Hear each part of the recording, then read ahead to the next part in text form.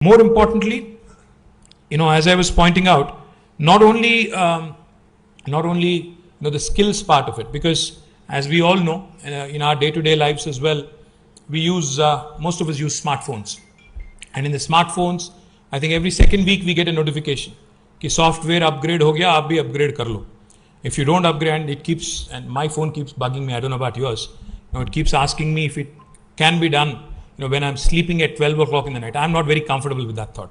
So I do it when I can. But the point is, just like how a phone would update and continue to update its software, I think all of us also, to keep forging ahead in life, to keep forging ahead in our chosen careers and chosen paths, we also have to keep learning, unlearning, keep skilling, upskilling and reskilling. There's no substitute to it.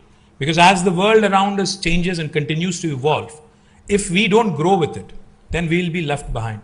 And of course, apart from the skilling component as eloquently put by Krishnamachari Srikanth, I have to tell you an interesting story about Srikanth. I was a school student. I was a student in school when Chris was playing, Srikanth was playing. And of course, like the rest of my generation, we were all fascinated with this guy, his flamboyance. That was the era when we had Mahindra Amarnath, Sunil Gavaskar, all of them playing test cricket. And this was one guy who used to come in swashbuckling, hit everything out of the park. He didn't have the patience, I think. Of course, he had the technique. He had the complete technique, but he was very impatient man. He used to, be very fidgety around in the ground, and he used to move around a lot in the crease. He used to walk almost to the leg umpire right after each ball, and his stance was very unique.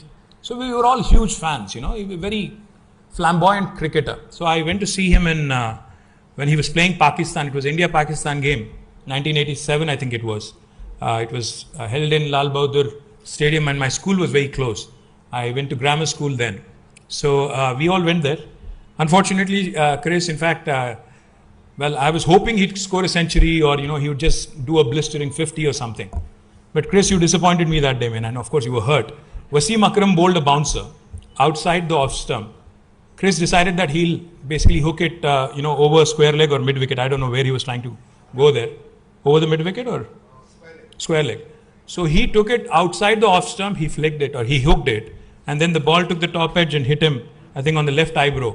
He had 27 stitches. I remember very, very, it's still fresh in my memory. He had to walk from the ground. He had heavy bleeding.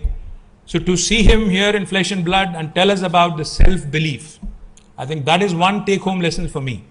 Because no matter how stacked up the odds are against you in terms of the challenges which might appear insurmountable at that given point of time, as the team of 83 had proved it, self-belief, passion, energy, and most importantly, I think a bit of luck as well. All of this coming together, I think it will really keep you in good stead. So Srikanth Garu, thank you very much for coming all the way from Chennai. And thank you for being a partner of TASC. Thank you for giving that extremely energetic speech. I'm sorry I didn't watch 83 yet. I will certainly watch. I'm a huge movie buff. I will watch, and I will certainly give you my feedback.